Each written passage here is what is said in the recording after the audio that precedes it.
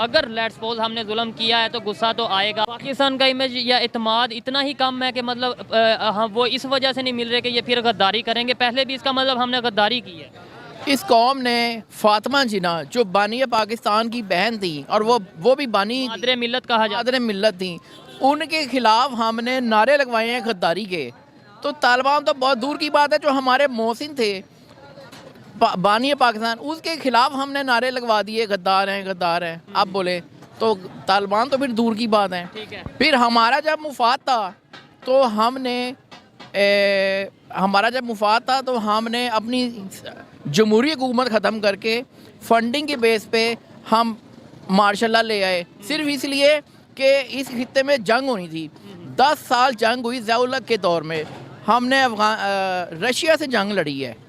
जब अफगानिस्तान में अफगानिस्तान में जब थोड़ा सा अमन हुआ 90s में, तो ये हुकूमतें हमारी आती जाती रहीं। फिर दोबारा अमेरिकन ने जंग लड़नी थी, फिर उन्होंने हमारे पाकिस्तान में ये सारे मुहिम चलाई और मुशर्रफ के दौर में आके फिर एक दफ़ा 10 साल की जंग लड़ी गई। वो जो जंग हुई थी उसके बाद पाकिस्तान में बहुत ज़्यादा हमले, दहशतगर्द, ये जो हमने वो जंग लड़ी थी ना, उसके असरात थे। और हमने किसी की जंग में खुद को इन्वॉल्व किया और अब उसी के असरात हम भुगत रहे हैं। बल्कि जिनके लिए इन्वॉल्व किया, हम ये कहते हैं कि हमने अफगानिस्तान के लिए इन्वॉल्व किया, वही आज अगर जंग से थोड़ा सा हटे हैं तो वो हमारे साथ लड़ रहे हैं। हम ना उस वक़्त ये समझते थे कि हम जहाद कर रहे हैं और हम बहुत ही जनाब ज़बरदस्त काम कर रहे हैं, लेकिन अब इस एज में आके हमें पता लगा हम जहाद नहीं कर रहे थे, हम अमेरिकन के लिए लड़ रहे थे, अल्लाह के नहीं लड़ रहे थे।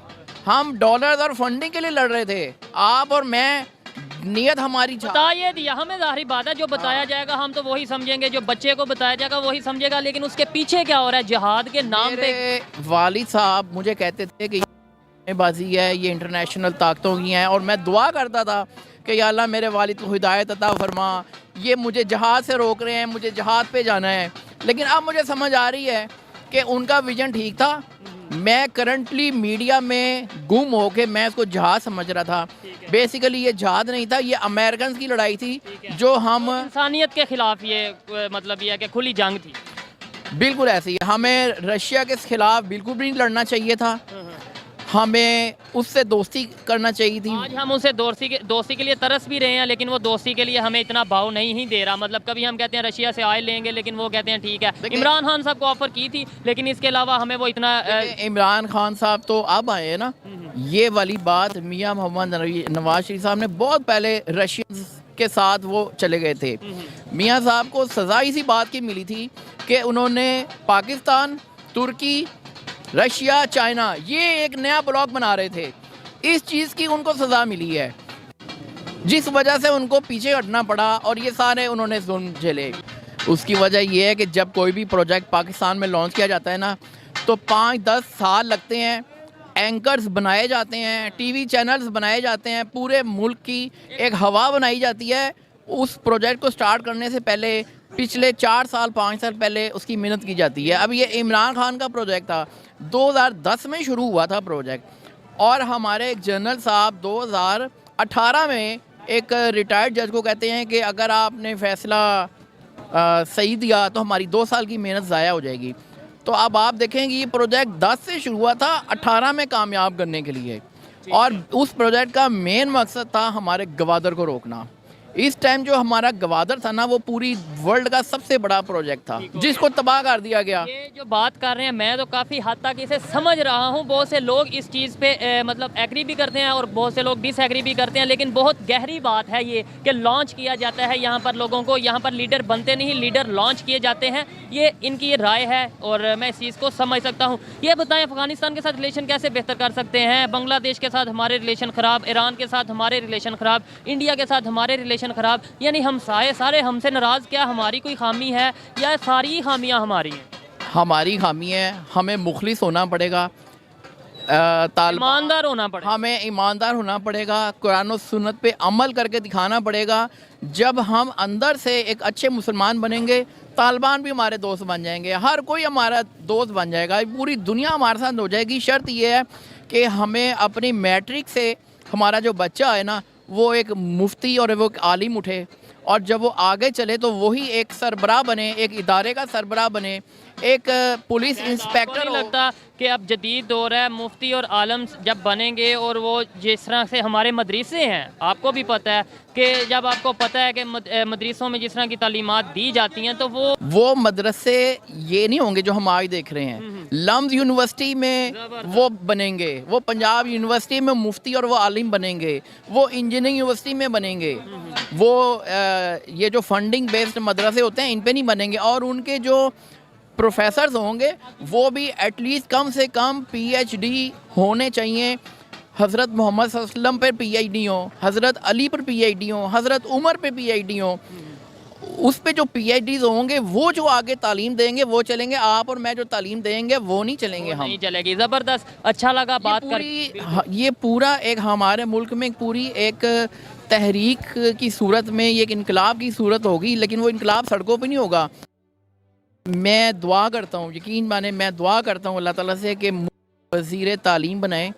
मैं इस पूरे मुल्क में इस्लामी निज़ाम तालीम लेके आऊँगा और वो तालीम से आगे जो बच्चा निकलेगा ना, वो हर बंदा, वो कह लें एक मुसलमानों के लिए एक, वो जिस कदम पे जिस फील्ड में भी जाएगा, चाहे वो डॉक्टर हो, चाहे वो पीएन हो, भी हो। जो आप रोल मॉडल बता रहे हैं, दुनिया में कहीं किसी कंट्री में ऐसा रोल मॉडल है जिस रोल मॉडल की आप बात कर रहे हैं जो और वो कामयाब भी हुआ हो? उस रोल मॉडल पे तालिबान जा रहा था, लेकिन तालिबान को इंटरनेशनल ताकतों ने और पाकिस्तान ने उन तमाम इंटरनेशनल ताकतों की सरबराही की है, उनकी टांगें खींची हैं, उस सेटअप से उनको रोका है। ठीक है। तो अगर उनको मौका देते तो वो तालिबान ने यही काम करने के लिए जा रहे थे। ठीक है, चलें, उम्मीद करते हैं इनसे जो बात की और इनकी जो राय है आप तक पहुंचाई, और उम्मीद करते हैं कि हमारे रिलेशन अफगानिस्तान के, ना सिर्फ अफगानिस्तान के साथ, इंडिया के साथ, ईरान के साथ, जितने भी नेबर कंट्री हैं सबके साथ बेहतर हो। और वो बेहतर तभी होंगे जब हम अपने आप पर गौर करेंगे, अपनी गलतियों को बेहतर करेंगे। आइए मज़ीद किसी से बात करते हैं। बहुत शुक्रिया। इस समय अफ़गानिस्तान और पाकिस्तान के जो हालात है वो आप सभी ने देखे हैं, और अब तो पाकिस्तानी खुद भी कहने लगे हैं कि ये जो हालात बने हैं और पाकिस्तान की जो दुर्दशा हो रखी है इस समय, इसके जिम्मेदार खुद ही पाकिस्तान की सरकार है और पाकिस्तान खुद ही इस बर्बादी का कारण बना है, क्योंकि हमने ही तालिबान को पहले अपने यहाँ जन्म दिया और फिर उसके बाद हमने इसको ही पाल पोस कर बड़ा किया। और अब जब तालिबान हमारे ही देश को नुकसान पहुंचाने लगा है तो अब पाकिस्तान को ऐसी बातें नहीं करनी चाहिए, क्योंकि ये सब जानते हैं, सारी दुनिया जानती है कि कैसे अमेरिका ने पाकिस्तान को यूज किया है और इनको हर जंग में शामिल होने के लिए प्रेरित किया है। पाकिस्तान के लोग अब पूरा गेम प्लान समझ चुके हैं कि इस सब का करता धरता पाकिस्तान का जो हाल हुआ है वो अमेरिका है, और अमेरिका ने अपने फ़ायदे के लिए हमेशा पाकिस्तान को आगे किया है। लेकिन अब बहुत देर हो चुकी है भिखारियों, क्योंकि अब पाकिस्तान का जो हाल है ये हाल इनका नहीं सुधरने वाला, क्योंकि अब तालिबान इनसे बदला लेकर रहेगा। और ये पाकिस्तान के लोग खुद ही कहते हैं, इनका कहना है कि हमारे यहाँ अगर कोई नेता अच्छा काम करता है तो उसको जेल में डाल दिया जाता है। और इमरान खान जो पाकिस्तान को सुधारने की तरफ चले थे, सबसे पहले उन्हीं का इस पाकिस्तान आर्मी ने इलाज किया। और ये सारी बातें सारी दुनिया जानते हैं कि इस समय दुनिया में अगर कोई सबसे बेकार देश है तो वो पाकिस्तान बन चुका है, और आने वाले समय में शायद पाकिस्तान और भी बद से बदतर हालात से झूले। लेकिन अगर बात की जाए इस समय तालिबान की, तो तालिबान के ऊपर जो अटैक किया था पाकिस्तान ने, उसके बाद से पाकिस्तान और अफ़गानिस्तान के रिश्ते भी काफ़ी नासूर बन चुके हैं। और दूसरी तरफ अगर बात की जाए तो इस बात से पाकिस्तान पब्लिक अनजान नहीं है कि ये सब क्यों हुआ है। तो दोस्तों, आपकी क्या राय है कि आप पाकिस्तान और तालिबान के बीच फिर से जंग होगी या नहीं? आप हमें कमेंट बॉक्स में बताइए, और अगर आप चैनल पर नए हो तो चैनल को भी सब्सक्राइब करें।